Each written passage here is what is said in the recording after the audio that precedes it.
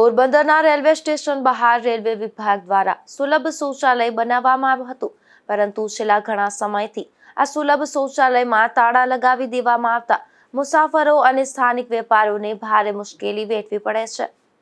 પોરબંદરના railway station ખાતે દિવસ દરમિયાન અનેક વિસ્તારોમાંથી ટ્રેન અવરજવર કરતી હોય છે અને તેમાં હજારો મુસાફરો મુસાફરી માટે પોરબંદરના રેલવે સ્ટેશન ખાતે આવતા હોય છે.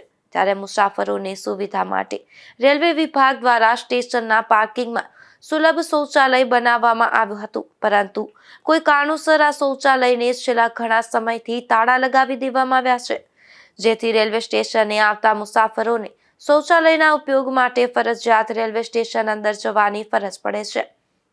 તો આ રેલવે સ્ટેશન નજીક વેપાર કરતા વેપારીઓને પણ ભારે મુશ્કેલી વેઠવી પડે છે. નિપુલ પોપટ સાથે અશોક થાનકી, ગુજરાત ન્યૂઝ, પોરબંદર.